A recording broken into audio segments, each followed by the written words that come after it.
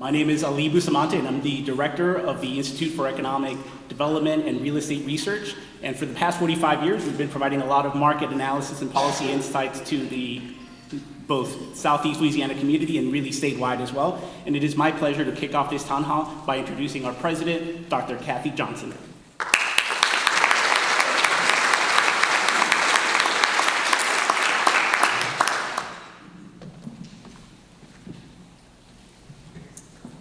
Thank you so much, Ali, and good afternoon, everyone.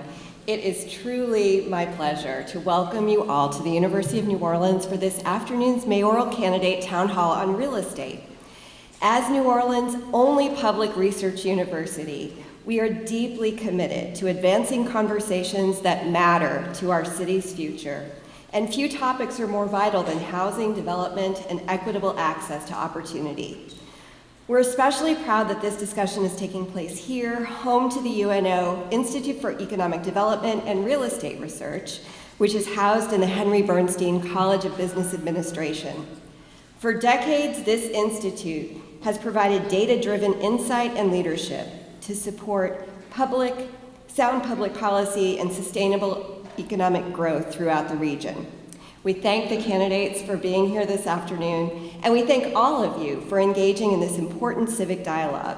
At the University of New Orleans, we believe that strong cities begin with informed citizens and collaborative solutions, and we're honored to be part of the process. So I very much am looking forward to the conversation today. Thank you, Ali.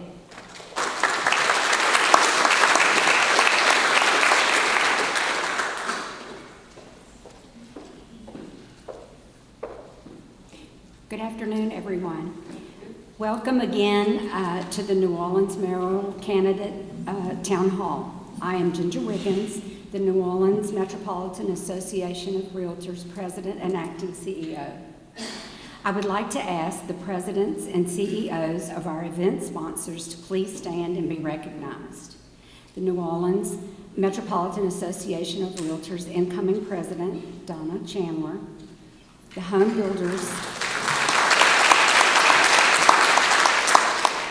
Builders Association of Greater New Orleans, CEO Dan Mills. President Gerald Meyer. The Apartment Association of Greater New Orleans, CEO Tammy Esponge. The Immediate Past President Tony Berrettini. Also, could we have the association PACs please stand to be recognized?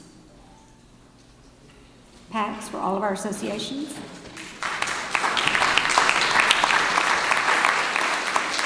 Thank you. Without our PACs, this would not be possible. Also, we would like to thank our supporting sponsors that will be helping with the event this evening, K3 Propertyscapes, O'Brien Realty Group, and Delisha Boyd, LLC.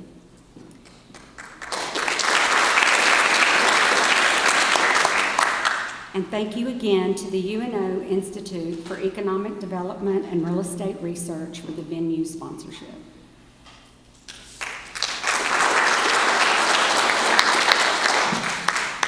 We really appreciate our candidates all being here. We have Senator Roy Duplessis. Royce.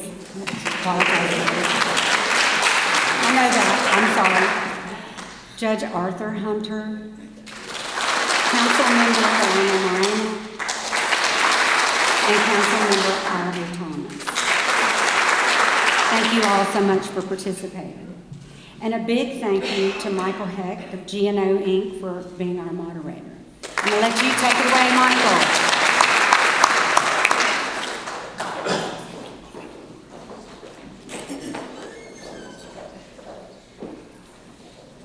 So, hello, everybody.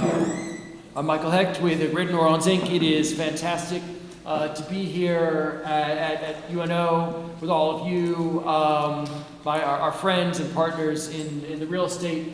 Time is up. Oh, man. All right, I see how this is going to go.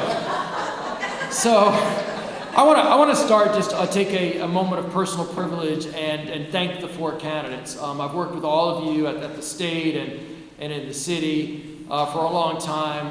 You've served with honor and incredible dedication, and I just want to thank you for your commitment and the sacrifice you're making in serving the city, in running for this office. There's a lot of personal vulnerability involved and time and sacrifices, and I just a round of applause for everybody. I don't think it gets said enough. Now, in terms of real estate, at GNO Inc., we're the economic development organization for the whole region, but I think it's pretty clear that New Orleans is the beating heart of that. And then if you look one level deeper within economic development, I think it's arguable that real estate is really the beating heart of economic development. I mean, there's some who will say that economic development essentially is about real estate. It's about finding the right locations for companies and also for people. You know, there's a bit of an attitude that if you build it, they will come. I don't know if that's true, but certainly the opposite is true. And then I got some numbers I just want to share with everybody before we hop in today about the impact of real estate in our market. Every time there is a sale of a residential property, it generates a total of $85,000 for the economy from that single sale. And if you look at all the numbers cumulatively through 2024, then the real estate industry accounts for 17% of our total activity, economic activity at the local and state level. So it's a major driver. And then just to get to one thing, which I know we're going to be addressing today, but I want to say it as an economic developer. People say, how do you know if you're winning or losing in economic development? There are a lot of answers you can give. You know, jobs, whether you have a Chick-fil-A, but I think the one that really matters is population. Population is the ultimate scorecard, and there's a lot that goes into population, but if we're being honest with ourselves, and in this room I know we are, about what is driving the most recent decline in population in New Orleans since, you know, about 2016, there are a lot of factors that you could point to, but in my mind, there is nothing that is more acute than housing affordability. That is what is forcing a lot of people who love this place to make very difficult choices. And so I love the fact that that's what we're going to be addressing today in this debate, in this discussion. Okay, so let me talk about the rules for the town hall. They're pretty straightforward. Every candidate is going to have an opportunity to give a 3-minute opening statement. The order is going to be alphabetical by name, starting with Senator Duplessis. Then there are going to be top-level questions that were identified by the 3 sponsoring organizations. Again, ask you to keep your answer to 3 minutes for that. There is an extremely enthusiastic timekeeper over here who has a 30-second warning, a time is up flag, and a high-powered water gun. And so I would commend to you to pay attention to that. Then there are going to be questions that have been submitted by comment cards from you in the audience, which will open up to the entire panel, and I'll try to mix it up with the panel. And then at the end of the event, there'll be a 3-minute for closing statement that will be in reverse alphabetical order. And as we go through the questions, we're going to flip to the next person so that everybody has the privilege or the disadvantage of going first in this order. So if there are no further questions, then I want to thank everybody for being here. We'll get started with opening statements, starting with Senator Royce Duplessis. 3 minutes, please. Thank you, Michael, and good afternoon, everyone. My name is Royce Duplessis. I have the honor of serving as State Senator for District 5. I have now been in the legislature a little bit over 7 years. I'm a product of the city of New Orleans. I was born and raised right up the street in Gentilly Woods and Pontchartrain Park along Press Drive. I actually learned how to swim right here at UNO. This is very much home for me. My mother's a UNO graduate, so I feel like I'm at home. I want to thank you all as realtors for the work you all do every day in trying to move our economy forward. It certainly matters, and as Michael echoed, I'll echo Michael. I agree that it is at the center of our economy. I also want to thank President Johnson for her leadership. As I mentioned, I'm from this community, and my journey in public service actually began around this time 20 years ago, but post-Katrina New Orleans. And I felt like we were in a similar space in terms of how we're going to move forward as a city. But at that time, I served as chief of staff to a New Orleans city councilman in 2006. And I learned the importance of public service and having good people in office who were serious about policy and who were serious about service. I then went on to law school, where I worked a number of different jobs, both in the private sector and in the public sector. But in 2017, I chose to enter public service officially from a political standpoint. I actually replaced Councilmember Moreno in the state legislature running for House District 93. That experience has given me a lot of insight into not only lawmaking, but governing in the needs of the city of New Orleans, but from a state perspective. We have some critical needs in the city of New Orleans right now, and the top issue that I am leading with is affordability. Right now, it is estimated that we need 44,000 affordable units in the city of New Orleans as we speak. We've lost over 20,000 people over the past 4 years. Currently, 30,000 people are being squeezed out as we have this forum. I fought tirelessly to address the issue of homeowners insurance in the state legislature, because I serve on that committee. Trying to get more funding for fortified roofs, working with the governor, working with my Democratic colleagues, everybody to try to address the issue of affordability.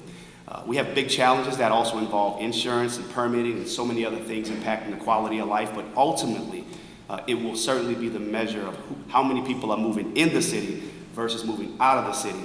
And that's the driving focus for me, and that's why I'm running for mayor, because I believe New Orleans can do better. I believe we should do better, and that's what I'm focused on doing. I want to move us beyond the division, beyond the chaos that's currently coming out of City Hall, and I want us to lead with a unified focus on how we can be our best selves, how we can be a city that's on the rise and not on the decline. Thank you all. Thank you, Senator. Judge Hunter. Good afternoon. I want to thank the New Orleans Metropolitan Association of Realtors for inviting me here. If I flood-proof and pave every street in the city, and you're still getting carjacked, that's a problem. The fundamental question for our safety in the NOPD is this: how do you police a city of 380,000 people with tourists and visitors every day with 850 police officers? And assume you net 100 police officers a year. It's going to take you 4 to 6 years to get to that 1,300 number. The New Orleans Crime Coalition came out with a survey that said 52% of the people in the city feel safe, which means 48% do not. Half the city feels safe, the other half doesn't. And the crime stats are going down, which is good. But you know, there's a funny thing about stats. They go down and they go up.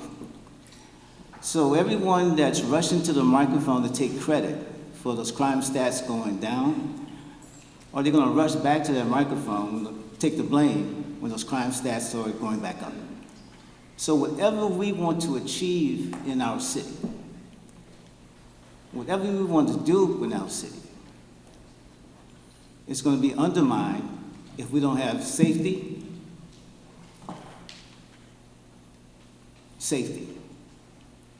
And so I look forward to answering your questions and talking about where we are, where we want to be, but more importantly, how do you get there? How do you get there? And that's what I've been about. How do you get there? It's about solutions. It's not about excuses. It's about common sense and not nonsense. And that's what we have to be about, solutions.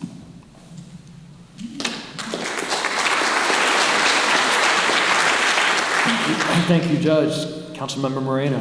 Thank you, Michael. Well, good afternoon to all of you all. Thank you to the realtors, the home builders, and also for the apartment, to the Apartment Association for bringing us all together today for this important conversation.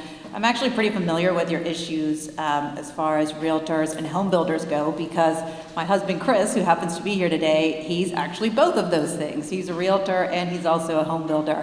And so I certainly know about your issues, including the fact that right now, the New Orleans market is the toughest real estate market in the country right now.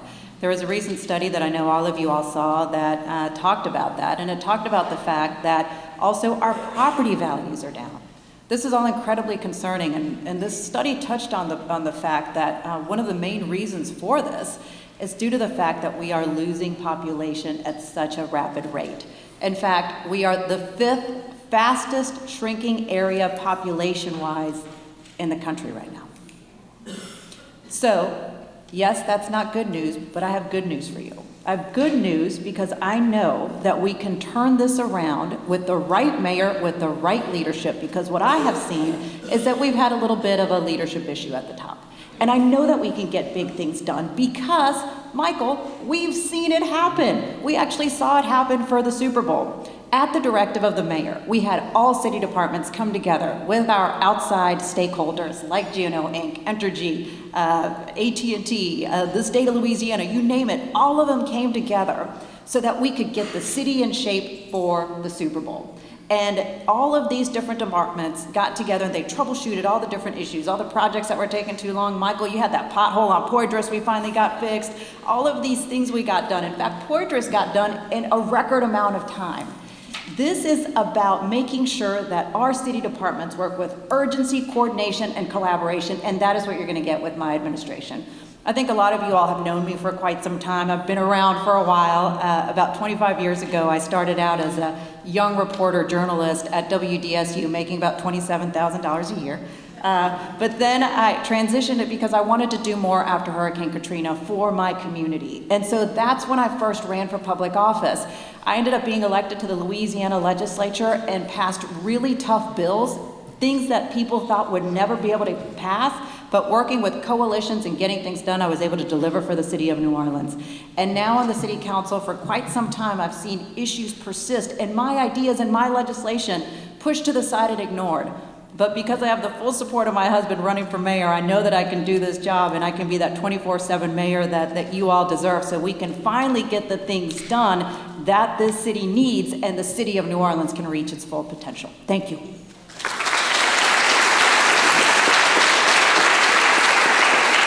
Thank you. Councilmember Thomas. First of all, I want to thank you and thank our president here. It's also the other candidates, man. Put yourself out front like that, Michael, is. It's really a really serious and very, very special task. You know, as someone who grew up in the lower Ninth Ward of New Orleans, who lived with our grandparents for a while, we lived in apartment complexes, we lived in doubles and triples, and we lived in a shelter after Hurricane Betsy until we moved in with my aunt, who had 11 children, and there were 19 of us in that house. No one understands the importance of having a place and space to live. In American life, this issue is probably as serious now as it's ever been. In American life, having a home, having a safe and sanitary place today is as spiritual as it is economical. So we can highlight the fact that we have maybe a $1.2 billion affordable housing shortage, as some experts may say. We can highlight that affordable housing right now, Michael, isn't really just about subsidies of people who need a hand up. Affordable housing today is young professionals, young men and women who have degrees and advanced degrees, who work in professions that even though they make a decent wage, they cannot live or buy in the neighborhoods they grew up in. They cannot afford the city that they grew up in. And then the other side of that, when you talk about the spiritual component of it, is many of our seniors, because the state has not been able to control insurance costs, because the city with rising utility costs, because of the nuisance fees and fines, the city seems to be better at punishing people than making a way for people. So for the 14 years that I was out of office, watching that happen, especially knowing that from 1994 to 2002, we saw an increase in home ownership with the council and the mayor that worked together. That was one of the reasons why I did an open letter that was published in the Tribune and the Picayune to say, let's get in a room, let's have a retreat. It's not about who you like or don't like. We shouldn't be fighting each other. We should be fighting common enemies that are stopping us from growing, that is stopping this city from prospering. In the 60s, this city had a population of over 600,000. So we know, and I'll say it in old New Orleans vernacular, I know it ain't about space. Thank y'all.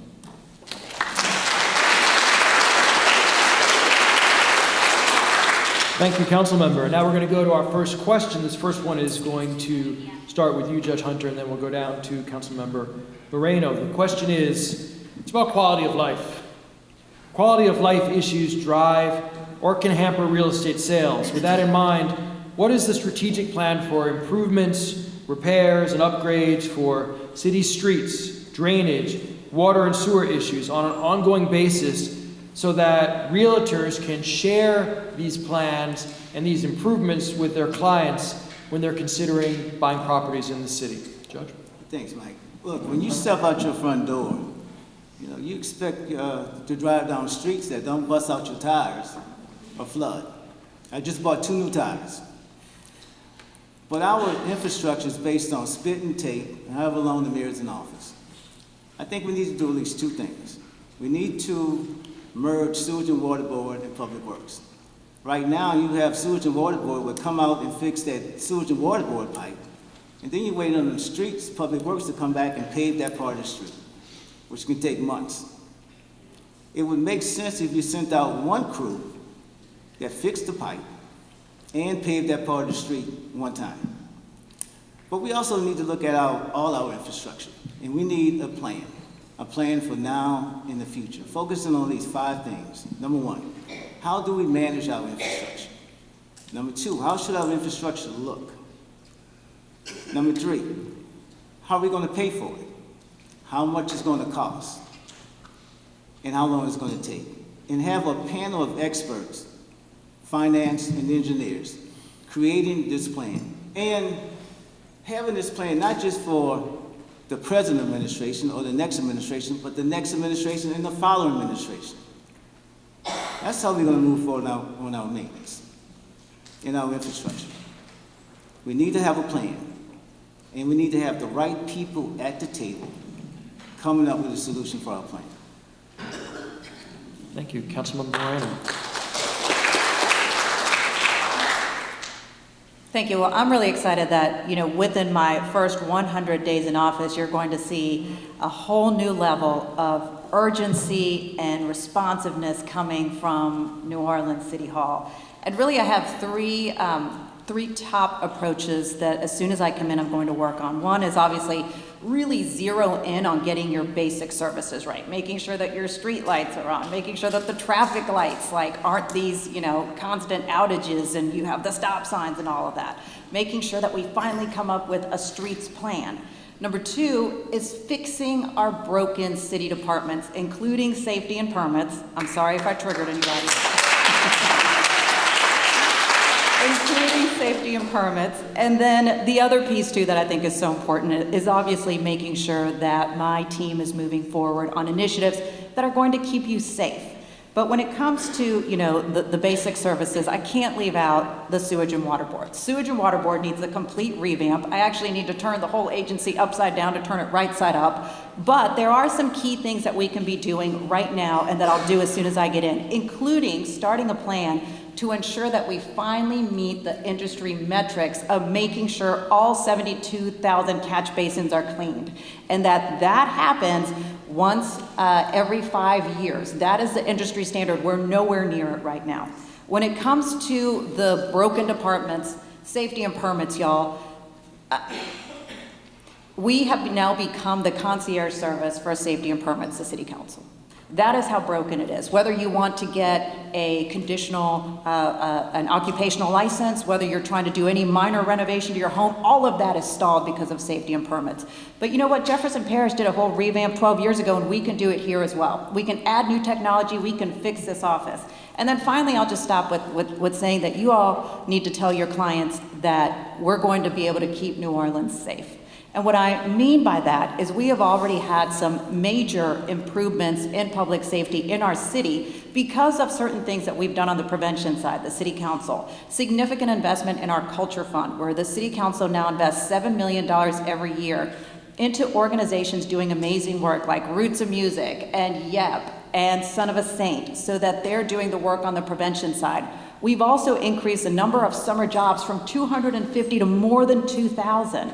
But then on the policing side, Chief Kirkpatrick and Chief Woodfork, they started doing all this different type of coordination with our outside partners where they went after the worst of the worst. And you know what? In February of 2025, we had the lowest number of murders since the 1960s. So moving forward with this level of public safety is critically important to me. And so you can tell your clients when you're bringing them to tour a home or a condo or an apartment that progress is going to be made.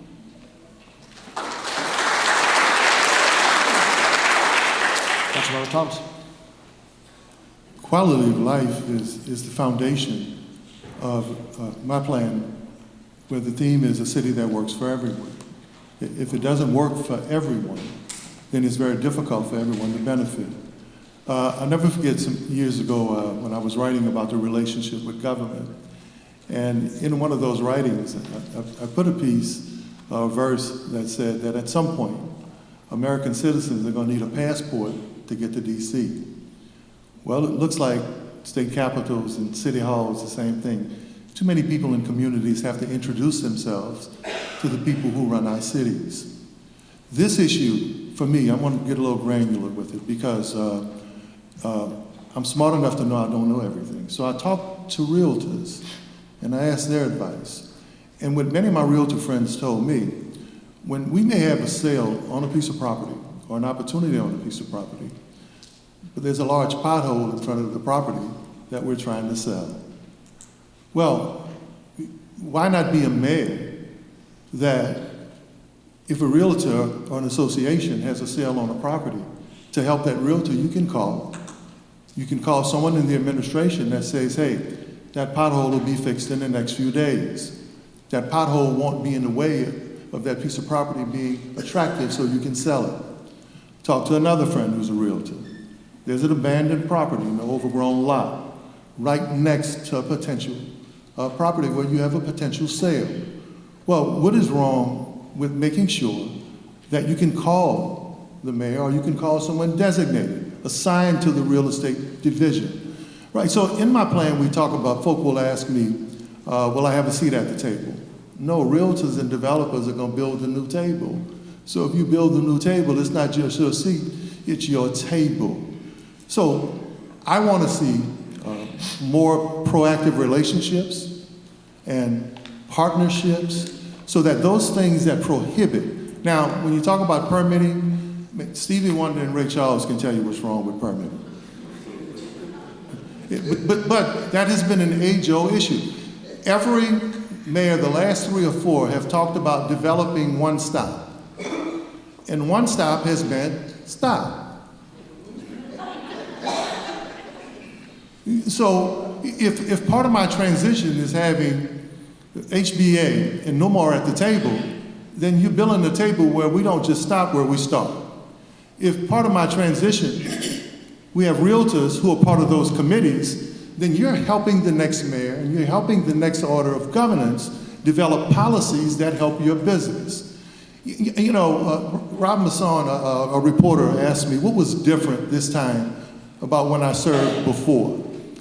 And there were 2 things that were really noticeable. You know, I grew up in government and had to learn from some of the greats what was right, what was wrong, and seen it work, seen it not work. But there are too many people in office now. We have the electrician running the carpentry department. We have the plumber running the painting department. And we have folk who don't know that the code enforcement bone is connected to the law attorney bone is connected to this bone, and everybody wants to go home at 2:30. Thank you, Councilor. I guess I would say, you know, even we can see this dysfunction. And with that, Senator Duplessis. So on the question, I want to thank y'all for being so kind with the time being up. So thank y'all. On the question of infrastructure, you know, we talk about the population loss and the number of people who've left the city and attributing it to cost of housing, but I would go further and say that it's not just the cost of housing, but it's also the concern or worry of whether or not you're going to flood or your street's going to flood anytime there's a heavy rain. So infrastructure, I think, has also led to a lot of anxiety amongst current homeowners, future and past homeowners and residents. So that's a huge issue impacting our quality of life. I think at the heart of it is the lack of coordination between the agencies. I'll go back to my time, again, 20 years ago, as a chief of staff to a New Orleans city councilman, really being at the ground level of navigating City Hall and seeing the challenges up close and personal. And this was post-Katrina New Orleans, and look, we had tough challenges. Councilman Thomas was there. We worked through them. But nothing is worse than getting a call from a constituent, trying to report an issue and get it solved, that there's a street that's been busted up, and you call Public Works, or you walk up to Public Works to get the issue addressed. They pull it up and they say, well, that's not really our problem, that's a sewage and water board issue. Then you go to sewage and water board, and they literally tell you to your face, it is not a sewage and water board issue, it's a Public Works issue. I don't know that consolidating the offices is the answer, but I do think that more coordination and collaboration between the agencies to break down the silos is the first step, and that's what we lack right now between the agencies. So I think we have to take a balanced approach, especially with these jobs. There needs to be more transparency with performance, and those performance and the jobs need to be rated, just like we rate everything else. So it needs to be out there like a public scorecard on various jobs and how they're performing in different neighborhoods. I think that's another critical element. The other piece that we're not talking about is how much money we're wasting as a city by not spending money on maintenance. For every dollar that we don't spend on maintenance, we're spending an additional $4 to $5 down the road. So the question is, are we going to spend it now, or are we going to spend it later? Because we're just continuing to kick the bucket down the road. So these are just some things that we have to approach with a level of urgency. I'm talking fierce urgency to get these agencies to be able to coordinate around various projects as we make infrastructure investments. So those are some things that I would do to give realtors and everyone else in the home building industry a sense of comfort, because that's what you all need as you're out there talking to your clients, which, you know, we are all part of that network, right? We have to make decisions on where we're going to live, where we're going to purchase, where we're going to invest, and everybody's looking for that assurance, and that starts at the top and giving people a coordination to be able to work together. Great, thank you. Round of applause for Steve's question. Thank you for that. We're going to go on to question 2, which is going to be about affordability. This one's going to start with Councilmember Moreno. And the question is, what steps will you take to support the development of affordable single-family housing, including leveraging underdeveloped NORA and city-owned properties for individual developers? Yeah, that's a great question, and something that I've actually been talking about for quite some time now. You know, we have over 84 unoccupied city buildings right now that are owned by the city. And you've got about 375-ish or so of vacant land owned by the city. And we are not doing enough to get these properties back into commerce. And in fact, what's so unbelievable is that, I guess it was about a couple years ago, maybe a year and a half, a couple years ago, that I asked property management. I said, I'd like to see, you know, what all of our city properties look like, and give me, you know, kind of an assessment of the condition, so that if you all, as realtors, as builders, are ever interested in city properties, we're able to provide you with this level of information so that you could pass it along to your clients. Nothing like that existed. So I moved forward with a motion to start at least laying the groundwork so that we have a real understanding of our different city properties. But unfortunately, due to the fact that our economic development department only has 1.5 employees, it's literally the director and then a part-time employee, this particular office does not have the capacity to really be the ones who can put our city properties back into commerce. So what I'd like to do as mayor, and what I will do as mayor, is I'll not only, of course, enhance the economic development department so that we are really prioritizing economic development and making sure that we have a team of individuals who are focusing on specific areas of town and focusing on what we need to be prioritizing, like our small businesses and entrepreneurs. But at the same time, I'm also going to build out the New Orleans Building Corporation. The New Orleans Building Corporation currently holds certain city properties, and they put together very complex real estate deals. Like, for example, they did the whole World Trade Center deal, Spanish Plaza, Union Passenger Terminal, etc. I actually want to expand NOBC to be an economic development corporation where we can roll in our city properties, and their team of attorneys, real estate experts, etc., can work with you all to finally get these properties into commerce. And it's actually affordable housing that is the key piece to all of this. To be able to utilize our city properties, particularly those that are structures that are empty, and be able to find that path to turn them into affordable housing, that would be such a tremendous win-win for the city. But once again, it takes urgency and focus, and that's what I'll for sure bring. Councilmember Thomas. First of all, the city shouldn't be inventorying property. The city should be working to dispense of property. If we're the biggest holder of properties that create an opportunity to create housing, whether it's affordable housing or whether it's inventory for people to use or to purchase of organizations to leverage, then something is wrong with the city. But that issue is not new. There are solutions. There are a lot of things that have happened, whether it's best practice in cities before, whether it's even happened in New Orleans. We've done some things right in the past. You can use data center reports. You can use the report by TCA, the late Peter Dangerfield, which talks about the demographics and the economics of disparity in certain neighborhoods.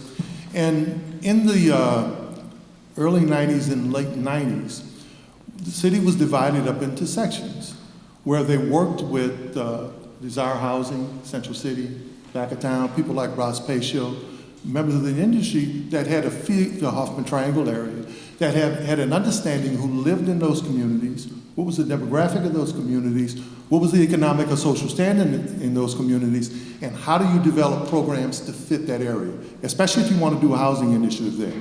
Who needs soft seconds? Who qualifies, right? Who needs us to put together nonprofits that can create first-time home buyership programs? Where do we go for the federal government to say we have soft seconds to help subsidize that? So we keep looking, in many cases, for new ways to do stuff that has already worked at some point. And I think for me, that is the challenge of what we have in municipal government, a government at every level, but many of those best practices and many of those systems that work, I don't know whether people forgot about them or people weren't trained in them, but we were successful before. There were periods in this city in the last 30 or 40 years where, whether it was in Central City, the Holy Ghost Initiative, what happened in the Desire area, parts of the Upper Nine, where they partnered with government, partnered with investors, partnered with housing agencies to actually do infill. So I want to go back to some of what used to work, but also meet with realtors and investors to talk about what do you need not only to build on those programs, but what do we do in terms of 21st century, especially in a city that's having population decline. How do we incentivize growth after we stabilize growth, and then after we create an environment where the market takes care of itself?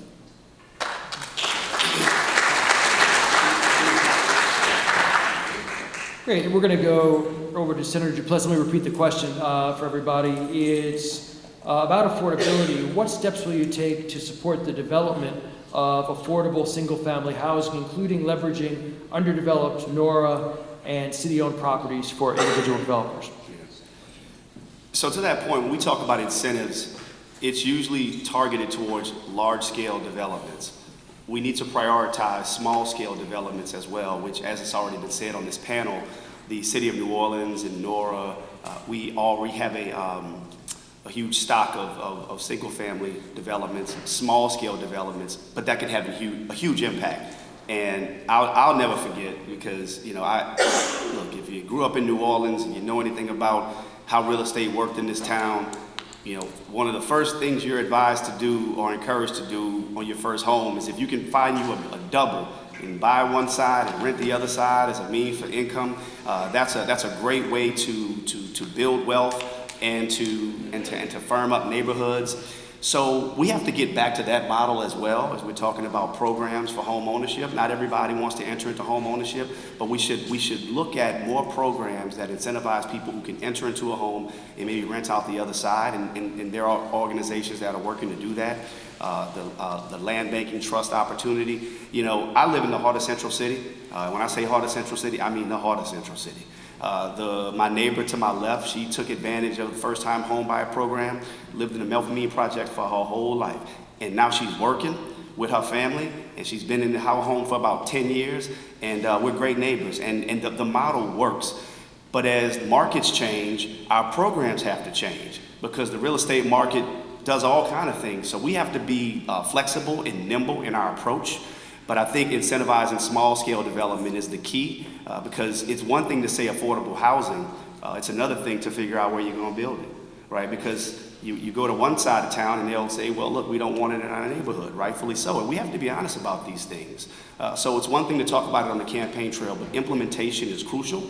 We have a lot of vacant office space throughout the downtown area of New Orleans. We need to look at programs that will incentivize converting those office spaces into residences. That's another opportunity to get more affordable housing on the market.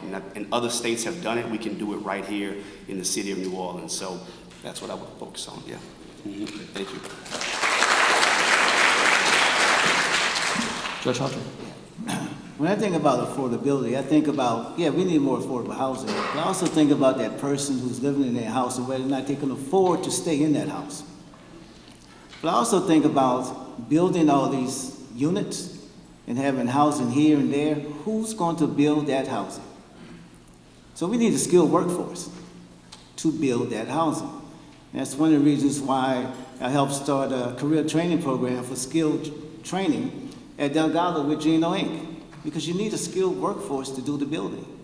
And so what I will do is bring the unions, Delgado, Nunez, New Orleans Career Center, and other nonprofits who teach career training and the skills, and bring you all to the table as well, and come up with a 100-person workforce to fortify roofs, which will induce our homeowners insurance. I know mine is $1,000 a month more because of the fortified roof. The homeowners insurance is up, but also weatherizing those houses to reduce utility costs as well. That's how we're going to move forward on the city. Yeah, we can talk about the grand ideas of having affordable housing, but we need a skilled workforce to make it happen. And I know you guys in your business, you're always looking for electricians and carpenters and roofers, right? We need more. We need more. So now we're going to get to the third question and really mix it up. We're going to talk about short-term rentals. And we're going to start, with Councilmember Thomas. This was Jeopardy. Short-term rentals for for 1,000. Here's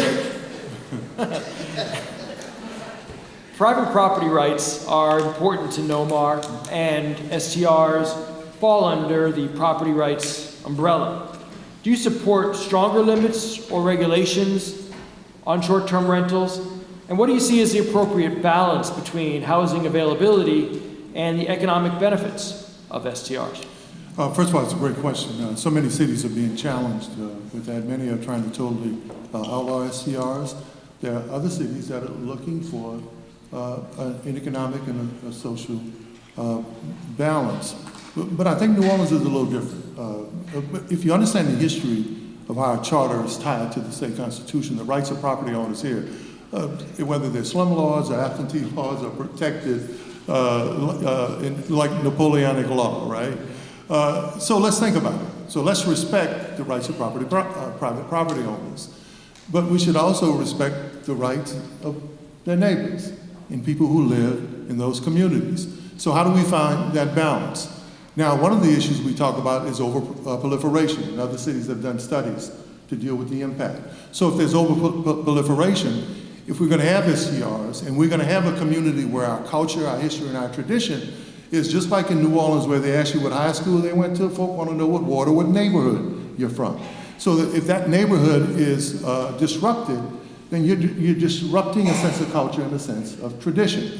And what we're finding now is that there has not been a balance in terms of regulating STRs, regulating a lot of issues in communities, and plus respecting the history and the historical makeup of communities. What's the other thing we found out? We talk about regulation.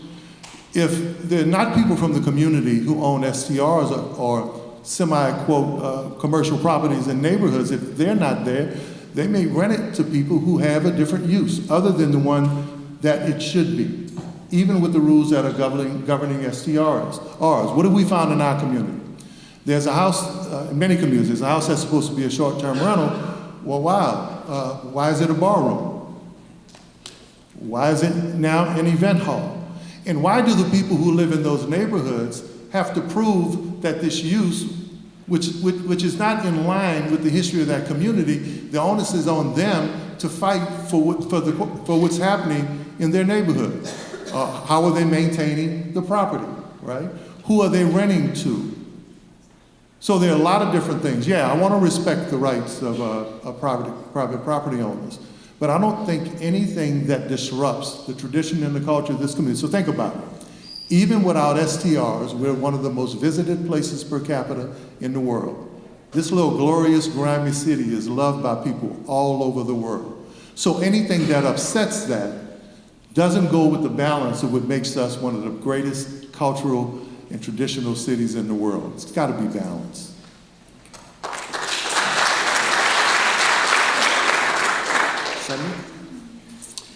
I agree, and I think it was part of the question, Michael, in the question, the word balance, and I agree with Councilman Thomas that the key is absolutely balance.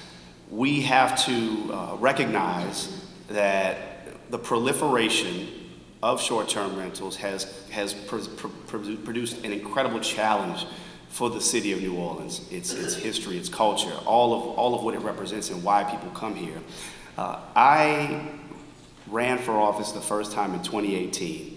And the districts that I represented in the House included Central City, Lower Garden District, Treme, 7th Ward, the inner core of the city. I could not tell you the number of homes when I went door knocking throughout these neighborhoods where blocks were completely empty. You could feel it, right? Because every door you walked up to, there was the permit in the window, right? Devastating to neighborhoods. However, going back to the word balance, we understand that society evolves, technology evolves, and we have now evolved to a place where these online platforms has a market that people want.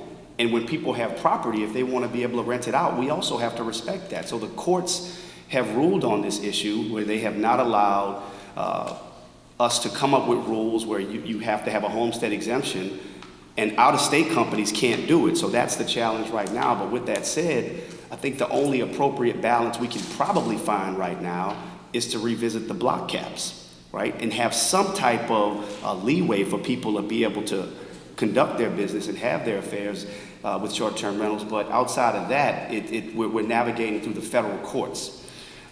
Pursuant to the city charter, though, the responsibility of land use and zoning is the responsibility of the city council. It's the mayor's job to enforce the rules, which currently has not taken place. Last legislative session, I actually brought legislation to go after illegal short-term rentals, and it would have given people a private right of action. Now, a lot of people didn't like that legislation, and I can understand that. But the fact is that it was an additional tool for enforcement because we're not getting it out of the city right now. Again, the regulations need to come from the council, and it's the mayor's job to work on enforcement. And as mayor, that's what I would do. I would work with the city council around enforcement for whatever rules they develop. But the key is absolutely balance.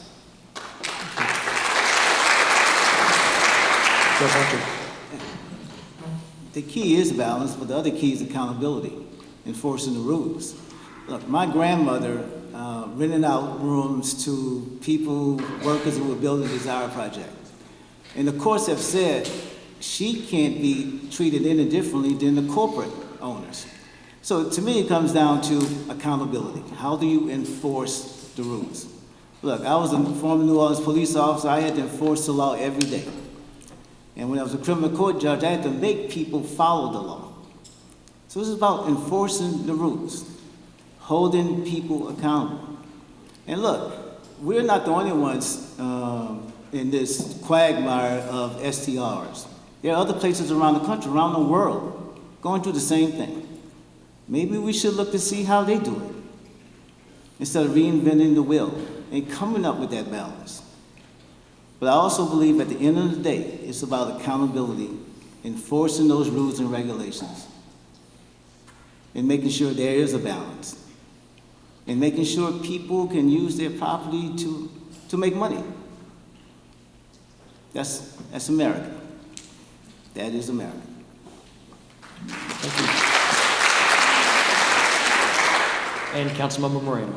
Thanks. No doubt about it, it's about accountability and enforcement, but here's the how. So on the accountability piece, let's start with the fact that on Airbnb, there are over 6,000 listings right now, but only about a third of those are actually legally permitted STRs in the city of New Orleans. And so the city council, what we did, this was, I can't remember if it was 2023 or 2024, we actually passed, it was legislation that I was an author of, platform accountability, where we said that Airbnb, VRBO, you can't put a listing up on your site unless it is permitted, fully permitted by the city of New Orleans.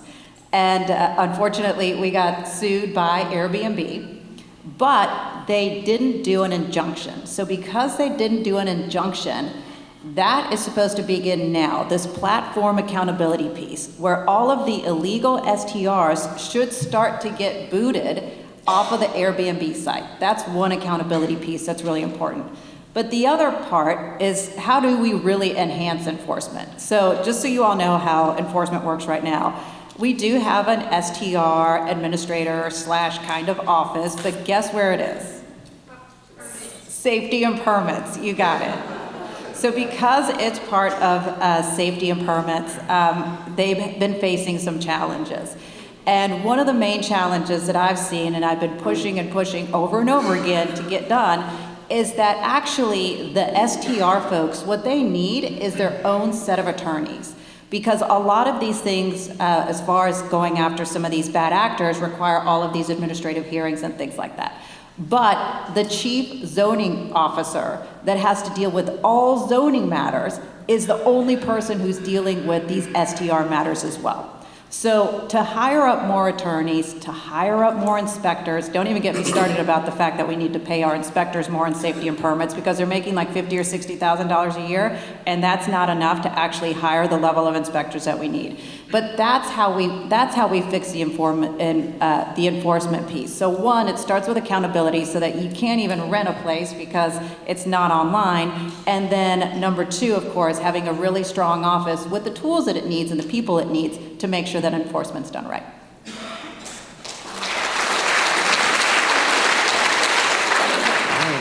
Safety and permits can be so mad after this debate. They live mad at me, So now we're here for our fourth question. This one is going to be on the topic of healthy homes legislation. We're going to start with Senator Duplessis. And the question is, it's a long one.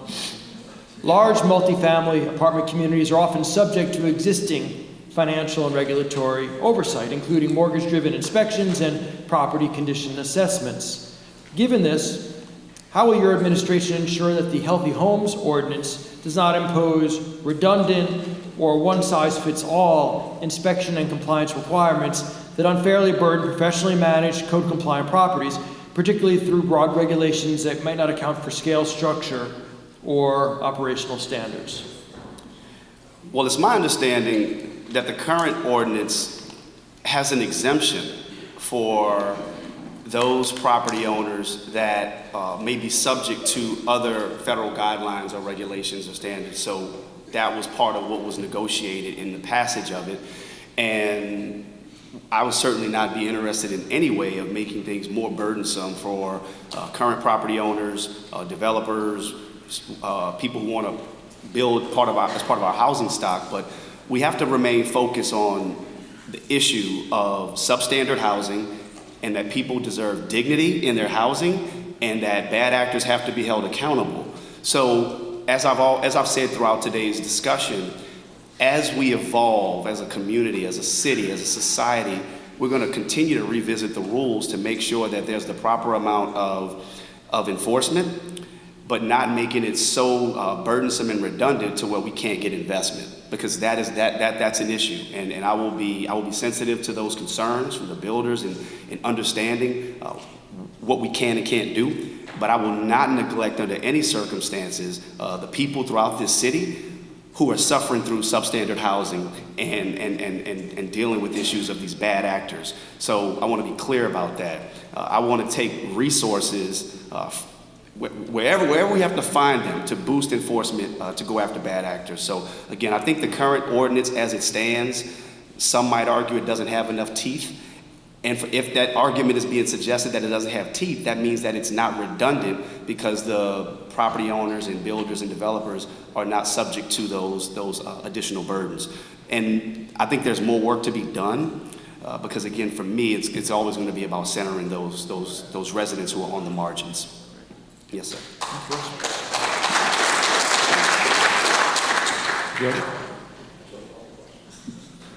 Judge Hunter, sorry. That was my subtle voice. You gotta speak up in court. Like, you gotta speak up. Judge. It sounds like a common sense question. If you guys are taking care of business and making sure that the apartment complexes that you manage are doing what you're supposed to do, that's fine. That makes sense. It would seem to bring you all to the table with the city and what the home healthy ordinance provides for, and making sure that you're providing the same thing, if not more. So there's no need to interfere. I mean, to me, there's no case here. As long as you're doing what you're supposed to do, it shouldn't be a problem. Now, for those landlords and those management companies who are not doing what they're supposed to do, you enforce the ordinance. It's that simple. I've seen people who live in squalor when I was on the police department. And people who came before me, finding out why they came before me, where they came from, living in squalor. So we have to enforce that. But if you all are doing what you're supposed to do, there's no need for the city to interfere in what you're doing. Thank you. Councilmember Moreno. Thank you. So the Healthy Homes Ordinance, you have three legislators up here, and we all know about legislative intent. And the intent of the Healthy Homes Ordinance was to go after the most egregious bad actors. The inspections for healthy homes at this time are complaint-based. And I can tell you that there is one particular property owner that has overwhelmingly more complaints than anyone else, and it's someone that myself and Councilmember Thomas are very familiar with. It's a pastor who is not from here, but he owns the Willows and Park Fontaine. And both myself and Councilmember Thomas have been out to both of these sites numerous times and seen really it's beyond inhumane conditions that individuals are being forced to live in. I've been there where I have seen dead bats in apartment complexes, rodents, mold, children living in these conditions. But here's the deal with the inspections. And you talked about, Michael, in your question about just, making sure that the inspections are fair, not random kind of thing. And that is so important, because the more that we spend on just trying to, ultimately be punitive to the good folks out there, we are not able to have the level of money that we need when we need to do emergency relocations of people who are really suffering. And I recently actually had an experience like that with a woman and her children living in the Willows, where we knew we had to get her out of there due to the health conditions that she had, due to the conditions she was living in. And it's about having that money available and those resources available to be able to relocate individuals who are really suffering into better places. But once again, healthy homes should be about going after the worst of the worst, like this particular pastor. And then ultimately, as we work to get rid of these really terrible actors, we have to go beyond City Hall. And that's why I've also been working with the district attorney as we work to deal with very significant blight issues and also slumlord issues around the city. Thank you. Thank you. Councilman Thomas. Michael, this is an extremely important issue. I think everyone sitting up here would want, especially when you talk about healthy homes, we would want a city where people live in safe and sanitary housing and conditions that give them a quality of life for them and their children that they deserve. Senator Duplessis touched on historically here in New Orleans, especially with about a third of our people, Reverend Williams, living at or below the poverty level for far too long, 10, 20, 30, 40, 50, 60, 70 years. Too much of our population has not only lived below the poverty level, they've lived in substandard housing. No one, especially if you're paying rent, even if the government is providing a subsidy, you shouldn't have a hole in your roof.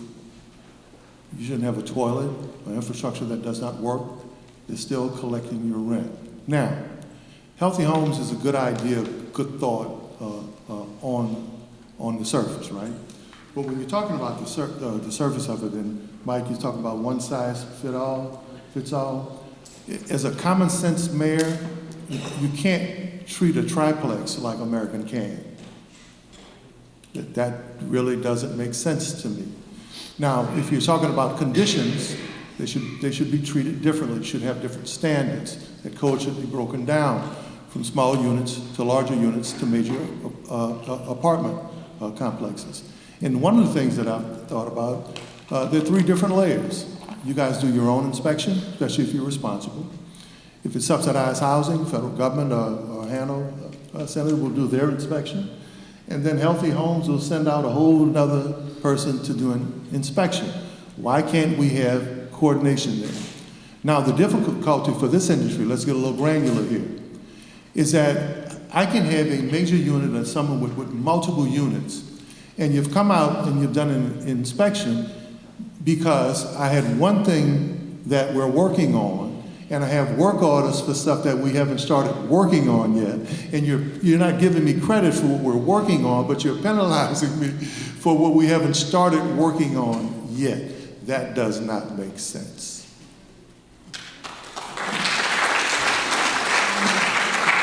Thank you, Council Member. And that brings us to the end of our set questions. I want to thank you for your thoughtful answers on the complexity. It's interesting, and listening to the answers, it's clear that some themes come through all of this. Balance is something we heard in a lot of these issues. Common sense, or we don't need to reinvent the wheel. And the one that kept coming up is coordination, or lack thereof. So even though these are very complex issues, there's some themes that seem to come through. Okay, so now it's the wild card round.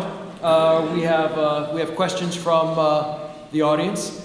They've been given to me, so don't blame the messenger. And they're ordered. I don't work for Bureau of Labor Statistics. Leave me alone. So too soon. The first one is about this idea of learning from others, and I'm going to give the question, and then whoever would like to answer will have an option to. We talked a lot about learning from others. There has been a very successful program post-Katrina in St. Bernard called the Sold on St. Bernard program, where they divided parcels in Arabi and Chalmette, particularly into builder bundles, and sold them off. What do you think about that program, and is there anything that we can learn or replicate from the St. Bernard experience with housing? And anybody who'd like to speak, everybody will get a chance. Councilmember? I mean, I'll start. I'm a little familiar. I don't know if I would want St. Bernard to be the example, especially because they were under attack by the federal government in terms of fair housing and discriminatory housing. So you can't be the example if you start with that problem. Now, if you're looking at other cities, especially other cities our size, that seem to work, have better quality of life, I don't mind using that comparison. But I think we have to be open-minded enough so that anything that works, right, especially if it fits programs or agencies that don't work, then, I mean, as mayor, I'm going to make sure I'm looking at best practices or public policy or initiatives that we can apply here in New Orleans. So I'm not a big knock on St. Bernard Parish, but if you understand, especially post-Katrina, what happened with them with housing, I wouldn't start where they started. Great, anybody else? I'll speak to that Yeah. because I think this speaks to a larger theme of why I chose to enter this race. What you're going to hear over the next 2.5 to 3 months is probably large agreements around policy, right? I mean, you're going to be hearing a lot of the same stuff mostly. You look at the current makeup of the council, a lot of votes are 7-0, some of them are 6-1, but mostly people agree generally on where we want to go. It's really a style of leadership that I want to offer to the city, and mine has always been convince me why I'm wrong. It's not that I'm digging in my heels in the ground and say I'm right. I'm going to look to every parish, every city, every country on a way that we can do it right and make it better. So my philosophy in working with other people, even if it's surrounding jurisdictions, is to let's see who's doing it better in comparable parishes or similarly situated parishes with similar challenges, and what we can do better. So it's always about learning from others. I mean, that's what we're here to do. I'm not the smartest in the room. I'm not at the bottom of the class. Let me be clear. I'm not at the bottom of the class. But That's that was what the inside joke of what track. That's the St. Aug thing. It's the St. Aug thing. All right. But you know, I'm gonna surround myself with people who are smarter than me to come up with better ideas on how to do things. So I think any good leader who's worth anything is gonna look to other places to learn. And that's a foundational element of leadership that I want to offer to this city, because I'm not the smartest in the room, but I will surround myself with the smartest, even if they're not in Orleans Parish. And we also have to take a regional approach. Our success is not just going to happen right here in Orleans Parish. We got to work with St. Bernard, St. Tammany, Jefferson, all of our surrounding parishes, because we're going to rise and fall together. So I think we absolutely have to learn. And again, my style is show me where I'm wrong, you know, because I may not be right. Yeah.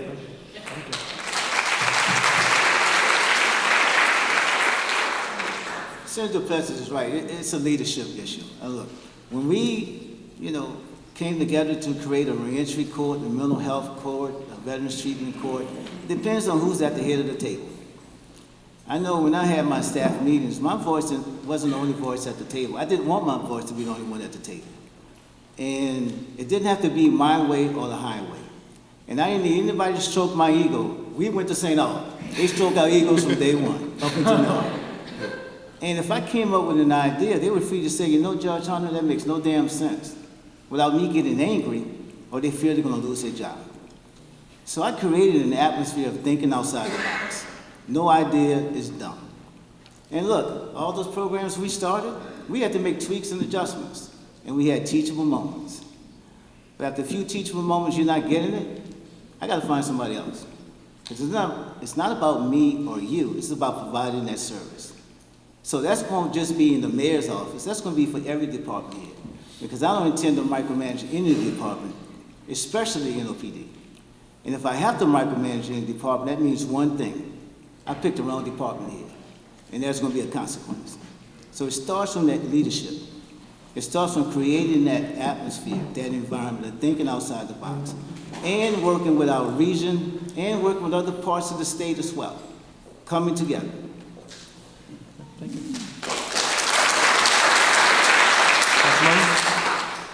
Michael, I've always said this, from my time in the legislature to now, that I've never been someone to not borrow somebody else's good ideas. Ultimately, if somebody else has a good idea, why not borrow it, bring it to the city of New Orleans? And even just as recently as just a few months ago, when I saw that Cynthia Lee Shang started putting together this whole task force together around how do we ultimately, create a more friendly business environment, friendly for development, how do we cut some red tape around land use?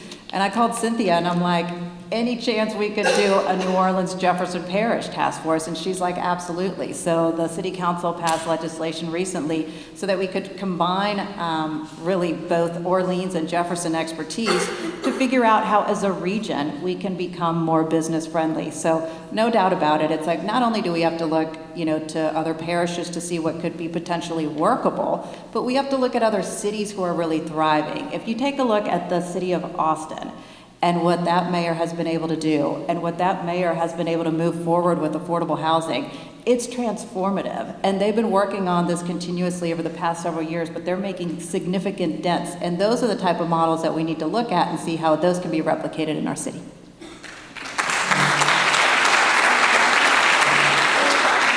Thank you. Okay, on to the next question, as I say, now for something completely different. How do you see AI, artificial intelligence, being used in the real estate market, and what is the danger of AI? Who would like to go first? That sounds like a question for you guys, not us. But look, we need to keep up with the technology, there's no doubt about it. Well, with AI, chat, we need to keep up with it. And we need to teach our kids about it as well. One thing about AI, I always say, you know, it can tell you how to use a hammer, but it cannot pick up a hammer. And so we have to make sure we are teaching our kids, not just AI, but also robotics as well. And using AI when we can in city government, keeping up with the technology. But it's more than just technology. We have to make sure that we have a plan and that we have the right people at the table and that we implement that plan.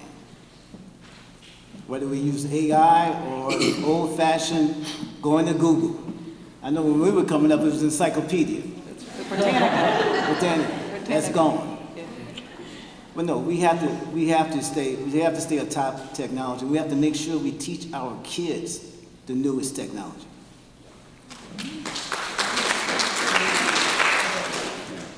What we're seeing in other cities, and no doubt we need to do it more in the city of New Orleans, is that AI is coming into the fold in other cities. Unfortunately, I think Councilmember Thomas, I think we're still in like Windows 99 maybe at City Hall. Something close to that, right? Exactly. No, but there are different ways that we can start integrating AI. For example, our 311 system. And I know some of you all think you call 311 and like you don't even know where it goes. I sometimes wonder where it goes as well. But 311 actually is a type of function where AI could be very useful so that you are able to better decipher the information and be able to respond to it faster as well. I think also, you know, we talked about STRs and with STRs and being able to online, being able to find those illegal STRs, those bad actors, AI could certainly be useful for something like that as well. The tricky, and one more piece too that I'll mention, is that what we're seeing in other cities is those that are really integrating AI into their systems, is that there is this cross-sharing of information between cities, Michael, which has been really useful as you're building policy and new initiatives and, you know, doing all possible to make sure that you have really responsive services within city government. But ultimately, what is the tricky part is making sure that you put in the right type of safeguards so that you are not, you know, putting out there different pieces of information, sensitive information that the city does have, and then it gets out there. So there is a balance, but no doubt about it, the city of New Orleans needs to do a much better job in overall IT investment, and AI will need to be rolled into the fold, but it needs to be done safely. Thank you. Yeah, so, you know, when you talk about AI, I think about just how we've evolved. And, you know, when, Henry Ford came along, I'm sure he had to have a real hard conversation with the Pony Express to say, look, we're going to kind of move the way we're doing things. I'll never forget, leading up to 2005, my grandfather and my grandmother, they lived in Kenilworth. They still had a rotary phone, and the cord was this long. That's just how they were used to doing things, and they did not want to embrace technology. It was a fear. It was just this old school mentality. Turning the page on the past can be scary, and I will tell you that AI, as much as I'm trying to embrace it, the concept does come with some fear, but at the same time, if we don't get with it, we're going to get left behind. I think we have to embrace it. I think it can absolutely be a part of streamlining and digitizing and cross-training our employees from the different departments, particularly in safety and permits. There's no reason why we can't embrace technology and artificial intelligence to help streamline the processes of permitting, right? Because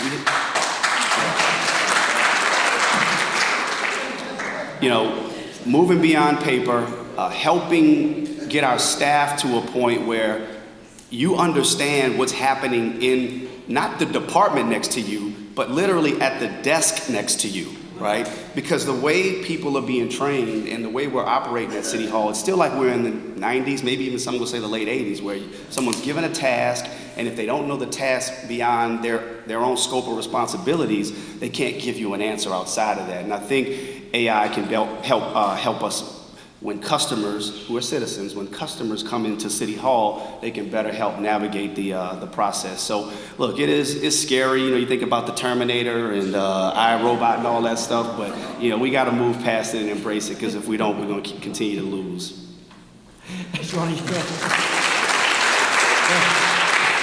Final word on AI. Well, look, as mayor, I'm going to be AI all the time. Always involved, always initiating, always inventing. I can assure you of that. But as someone, my daughter Leah is 32, my grandkids are 4 and 6, Sage and KJ. My daughter Willow's 15, and little Oliver is 8 years old. So I'm around enough people and enough young people so that I understand the importance of AI and the role that it plays. But I'm gonna make this real simple for you guys. If the choice is calling City Hall or calling government, and someone says, "What you want?" versus having AI say, "Can I help you, please?" We're gonna be AI all day.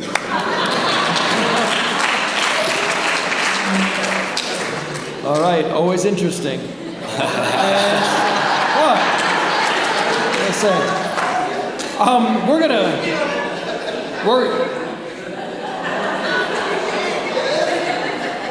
should come to the adult show. So I'm gonna thank you for this card. I'm gonna bring you back to a real estate question on this one. Prices on homes have soared to unaffordable levels, yet the homestead exemption remains the same. What is your position on raising the homestead exemption to grant some relief? Okay. I'll start on that one, and I'm going to take the lead on that one, because that's actually something that we just fought for this past legislative session. I'm sure y'all are all aware that Representative Matthew Willard authored legislation with the support of Assessor Errol Williams to raise the homestead exemption to $125,000. If you just look at when we last adjusted it, or when we first set it, going back to the 70s, it hasn't adjusted with inflation. Just right to our left, our neighboring state of Texas, they have increased theirs. So there's certainly a case to be made. We are obviously going to have to deal with the loss in revenue, but it's something that I would support. Thank you. I agree with the senator there. Look, at some point, the unfortunate, if we look at, especially if you look at the economic studies that show that wages have not kept pace with inflation, that people are not earning at a pace to be able to take care of the basics, then if you're serving in government, especially if you've raised your right hand to a charter or a constitution or oath to take care of people, it's so that they can have the best quality of life in whatever this country is, this state, or in our community. So in many cases, if this trend continues, I think governments are going to be forced to not just look at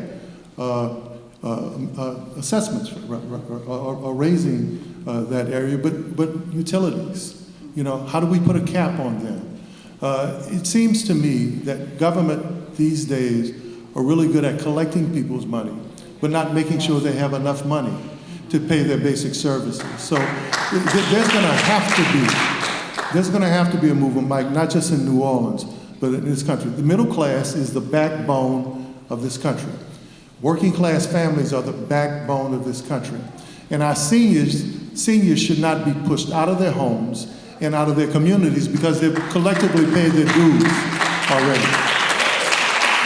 One of the great challenges, especially as an historian, one of the great challenges facing America right now is how do we build that buffer called the middle class? How do we protect the working class? And how do we make sure that personal budgets and budgets at home can be stable enough so that government can even have a budget. Thank you, guys.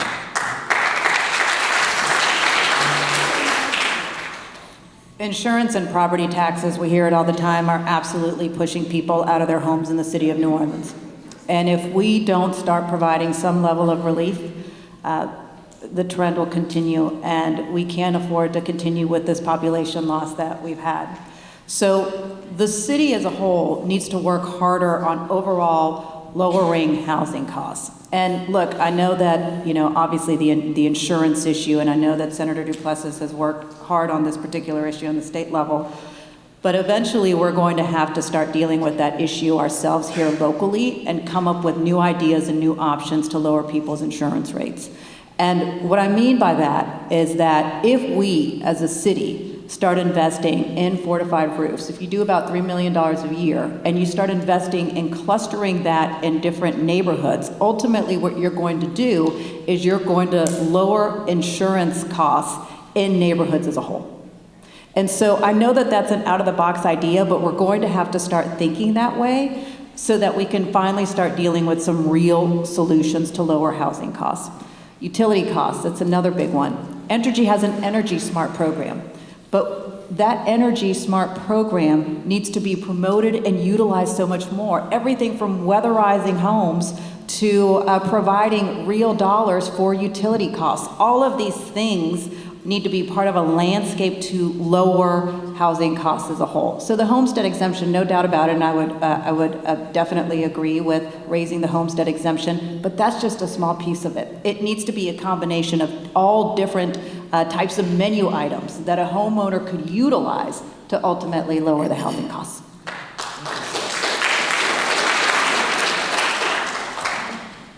Yes, I believe the question was whether or not we're in agreement with the 125,000 homestead exemption. I am.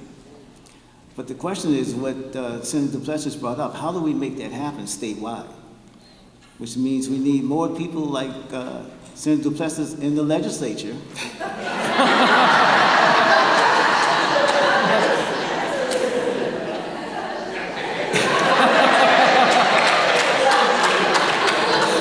I had to do that. It's the St. Aug thing, too.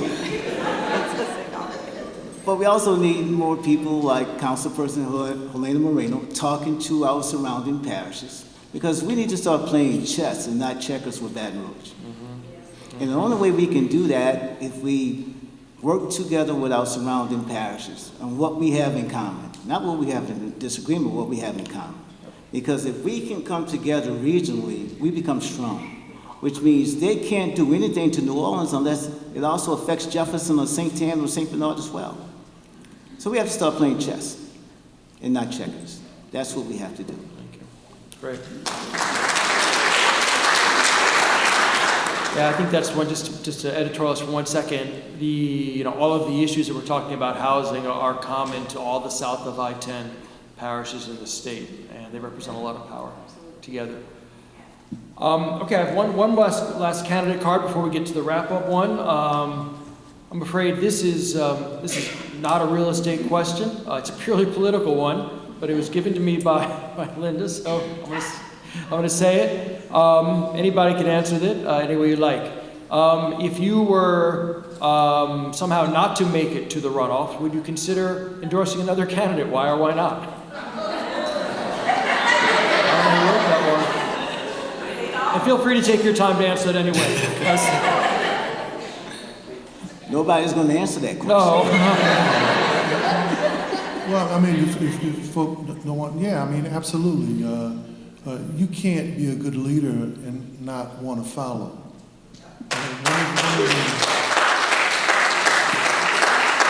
One of the blessings about leadership is looking at other people who have other gifts and other talents, and putting whatever God-given gift or talent you have is putting it behind them.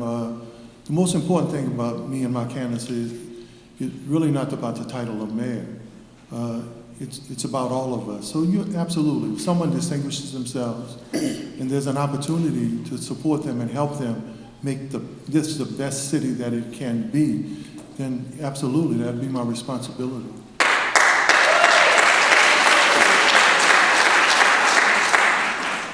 I would say yes, and I would gauge it on looking at the candidates who would be in the runoff, and whoever I was certain would for sure be about the work and not the perks and put people first, that's who I would endorse.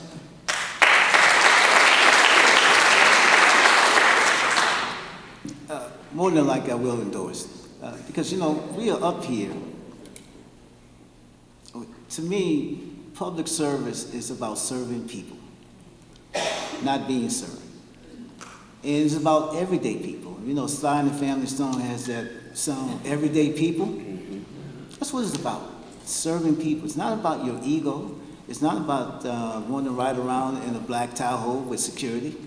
It's not about money or going to another office as a stepping stone. It's about serving people. And that's been my life, serving people as a New Orleans police officer, as a lawyer, and in criminal district court for 23 years. It's about serving people. That's what it comes down to. And, many people say public service, but look at what they've done. Look at what they've done while in office. That's what it comes down to. Look at what they've done. And again, yes, I will more than likely support somebody in the runoff.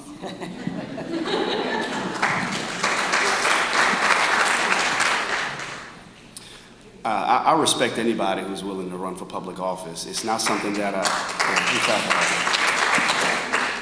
look, I don't know why anybody would choose to do this for personal reasons. It just doesn't make a whole lot of sense.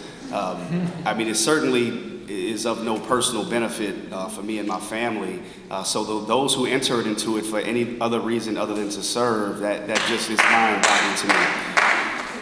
So with that said, I chose to enter into this race because I believed deeply, and the people of New Orleans spoke to me and said that they wanted another option.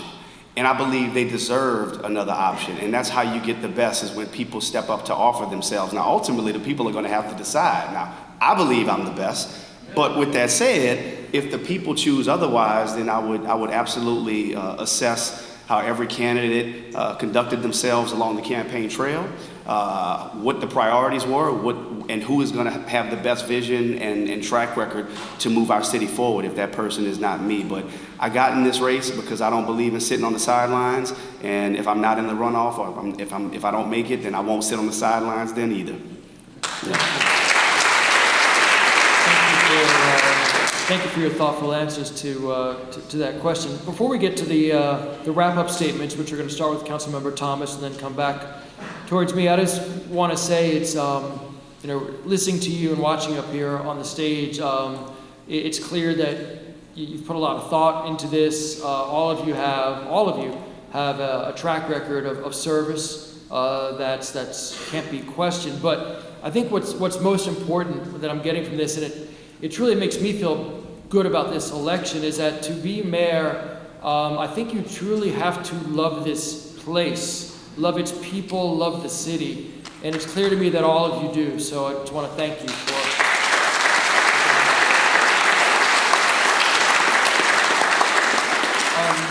and with that, council member, I'll turn to you for 3 to 5 minutes for a wrap-up statement. First of all, I want to thank you as a moderator. I think let's give Mike a hand. He did a good job.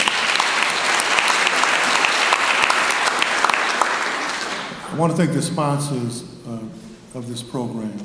As someone who's born and raised in the Lower Ninth Ward, who's served in government for many years, I was the only person, I think, in history of the city to be elected to 3 positions on the city council. I've been legislative of the year 3 times. I've seen a government that works, and I've seen it at its best, and I've seen it at its worst. I don't know what happened the 14 years that I was out of office. I don't know what happened the 9 years I worked in private industry before I decided to run again. But what I do know is government doesn't work at the basic level. Everywhere that I have been in the last several months, listening to people, because leadership doesn't just talk. Good leaders listen. I've heard people say that they feel like government and City Hall has no relationship with them, with their concerns, with their children, with their families, with their businesses. We need to fix that. So when I worked on, with my team, a city that works for everyone, that everyone was everybody in this room. That wasn't just the political system.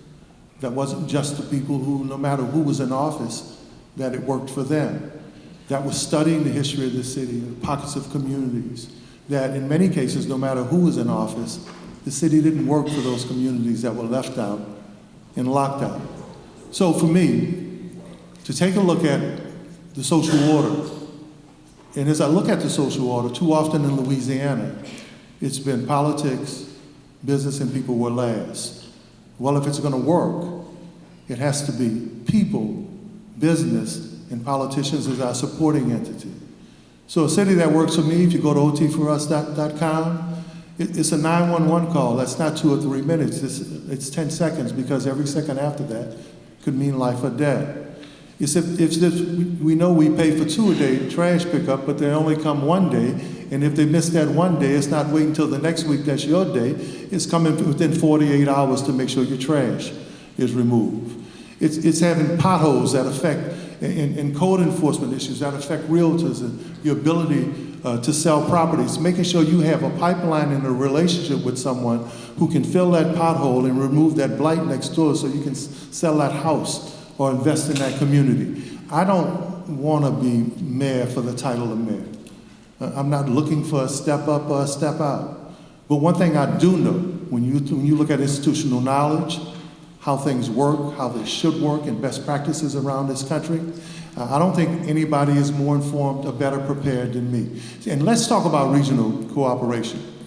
Y'all remember who the councilman was several years ago who had the first regional meeting between Jefferson Parish and Orleans Parish. Y'all remember who that was, right? Yeah, that was me. Because we can't just go it alone in our region. And I share this with my friends from Jefferson Parish. If the best thing that you brag about is that you're not New Orleans, we got to do better than that. We need to bring at least 500,000 people or 250 to this region so that we're all growing our communities, growing our economies. And you can't do that individually. History says when you look at successful metropolitan regions, you have to do that in terms of governance and systems that work together, businesses that work together, regional organizations that work together.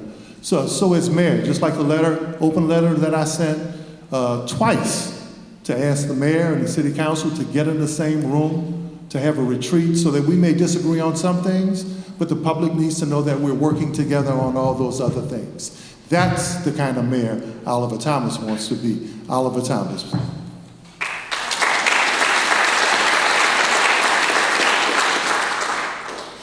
Councilmember. Thank you. Well, thank you, Michael. Thank you to all the groups who put this together. A little known fact, and some of you all in this room may know this, I actually have a real estate license. I got my real estate license in around 2012, and I was a realtor for a few years, and then I got on the city council and got a little bit too busy to try to continue my work as a realtor. And so I have a deep understanding of the industry that you're in and the business that you're in. And, you know, it's much more than about selling houses or condos or apartments. You're actually really helping to sell and promote the city of New Orleans. And so I deeply appreciate the work that you do in trying to sell and promote the city of New Orleans. And as mayor, I want you to have a good story to tell. I want you to have a good story to tell of effective city services. I want you to have a good story to tell of a safe city. I want you to have a good story to tell of affordability and opportunity around our city. We talked about the fact that we have people moving out of the city of New Orleans. Chris and I's daughter Meredith is actually one of the people who left because she was like, I just don't know if there's enough opportunities for me here, and we're seeing that throughout, our friends and family leaving. But like I told you all before, I know that we can turn this around. I know it, I feel it so deeply. I see the solutions. I've been sitting on the city council for quite some time, passing legislation, putting ideas forward, and those ideas and pieces of legislation have been ignored and pushed to the side. But not any longer. Now it's time to push those things forward and get the city moving in the right direction. So I'm actually really excited and really grateful to be before all of you all, to be able to run, to be mayor of this amazing city, the city of New Orleans. And I know that the city of New Orleans can reach the potential that we all want it to have. It just takes the right leader, it takes the right focus, it takes the right leadership team, and it really means from the very top down, setting a whole new tone at City Hall as to how we're going to respond to you, the people of this city, because ultimately, you are the ones who we serve. So thank you all so much for having us today. Appreciate that.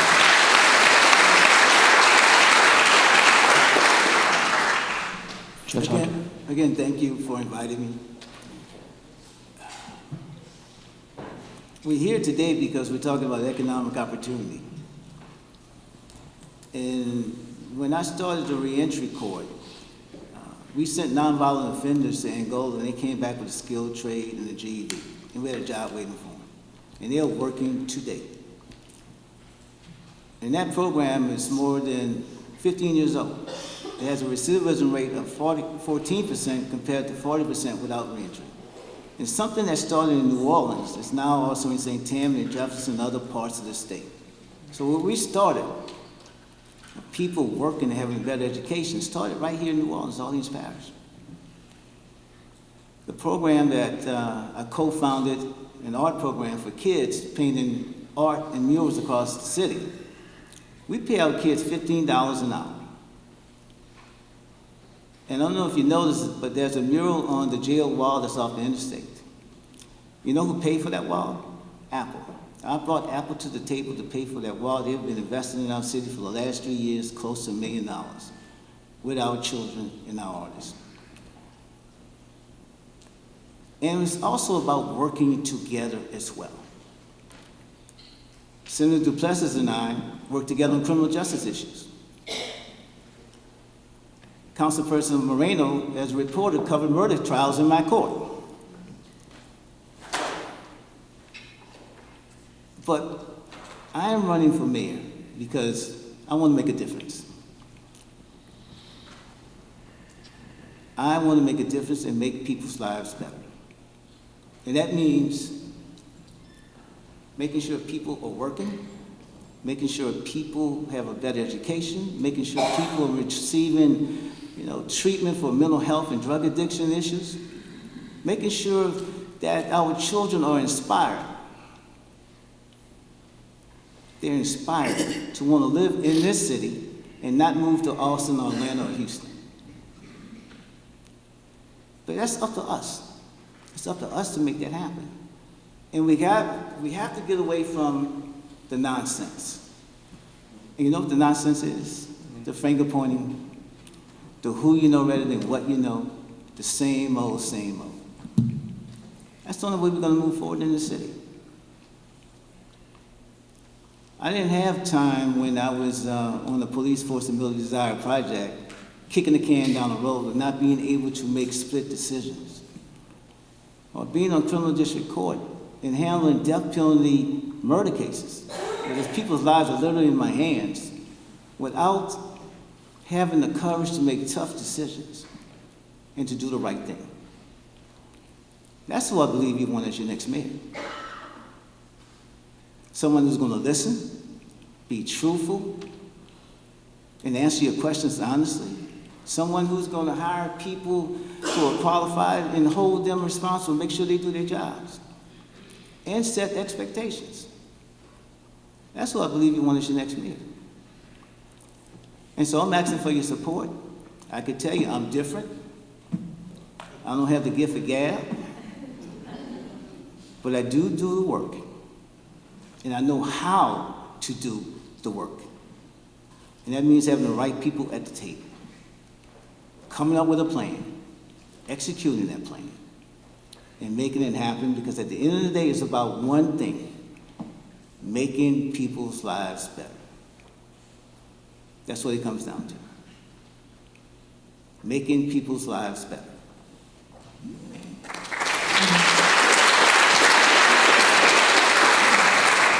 Thank you, Judge. Senator.